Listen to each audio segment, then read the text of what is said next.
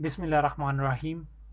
तो इस वीडियो में हम पढ़ेंगे गॉसेस लॉ और इसके स्टेटमेंट पढ़ते हैं। It is state that the flux through any close surface is 1/एप्सिलॉन naught time the charge in close the surface.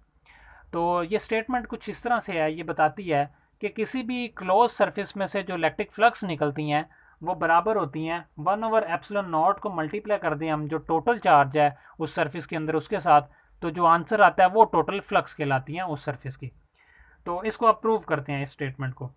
तो लेट कर लेते हैं हमारे पास एक क्लोज सरफेस है, ये हमारे पास एक क्लोज सरफेस है और इसके अंदर n चार्जेस पड़े हुए हैं, Q1 Q2 Q3 up to Qn हमारे पास ये चार्जेस पड़े हुए हैं।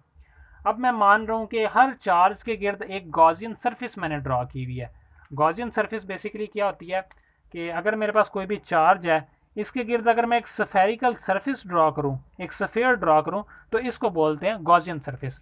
और हम ड्रॉ करते क्यों हैं, क्योंकि प्रीवियस वीडियो में हमने देखा था कि इलेक्ट्रिक फ्लक्स जो है वो किसी भी स्फीयर में से जो निकलती हैं वो Q/एप्सिलॉन नॉट टाइम होती हैं। तो हमें इस स्फीयर का क्योंकि पता है कि एक स्फेरिकल सरफेस में से जो इलेक्ट्रिक फ्लक्स निकलती हैं वो इसके बराबर हैं, तो इसको यूज़ करते हुए हम इस अपने गॉसेस लॉ को प्रूव करेंगे। तो हमने मान लिया कि हर चार्ज के गिर्द एक गॉसियन सरफेस है और उन सरफेसेस को हमने नाम दे दिया S1 S2 S3 up to Sn।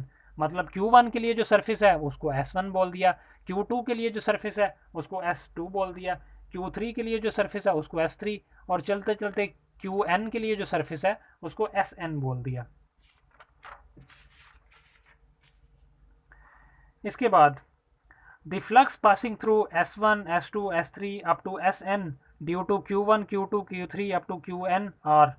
तो Q1 की वजह से QS में से जो इलेक्ट्रिक फ्लक्स पास कर रही होंगी वो बराबर होंगी इसके, और ये हमने लास्ट वीडियो में ड्राइव किया हुआ है।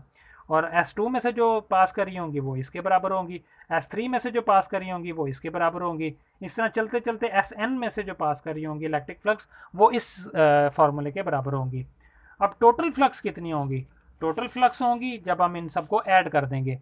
तो टोटल फ्लक्स के लिए हमने इन सब फ्लक्स को ऐड कर दिया, φ1 φ2 φ3 अप टू φn। अब φ1 हमने अभी पीछे कैलकुलेट किया, तो ये φ1 φ2 φ3 इनकी अगर मैं वैल्यूज़ पुट कर दूं अपनी इस इक्वेशन में तो मेरे पास ये कुछ आ जाएगा। अब आप देखेंगे कि 1/एप्सिलॉन नॉट जो है सबके साथ सेम है, इसको कॉमन निकाल लें, बाकी अंदर आ गया Q1 + Q2 + Q3 up to Qn। तो ये वो सारे चार्जेस हैं जो कि जो सरफेस के अंदर हमने माना था कि ये हमारे पास एक क्लोज सरफेस है और इसके अंदर ये सारे चार्जेस हैं। तो इन सारे चार्जेस का सम अगर मैं मान लूँ कि टोटल चार्ज है, टोटल चार्ज मतलब कैपिटल Q, तो मेरे पास फार्मूला आ जाएगा φ = Q/एप्सिलॉन नॉट। और यही हमने प्रूव करना था कि गॉसेस लॉ क्या कहता है कि किसी भी क्लोज सरफेस में से जो इलेक्ट्रिक फ्लक्स निकल रही हैं वो 1/एप्सिलॉन naught time the total charge enclose by the surface.